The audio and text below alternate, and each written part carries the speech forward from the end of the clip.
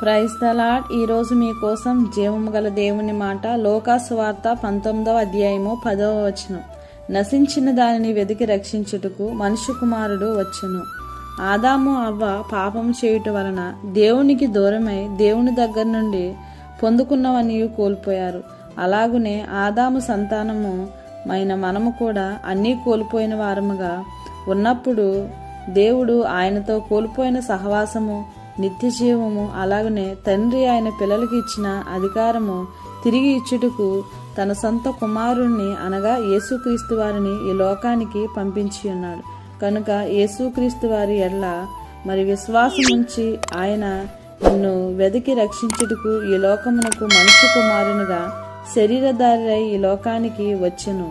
పాడైపోయి చెడిపోయి ఉన్నటువంటి జీవితాలను ఆయన వెదికి రక్షించి వారికి నిత్య జీవాన్ని ప్రసాదించగలిగే గొప్ప దేవుడు ఆయన. అందుచేత నీ జీవితం చిన్నాభిన్నమైనటువంటి పరిస్థితుల్లో ఉన్నప్పటికీ క్రీస్తును చూడు.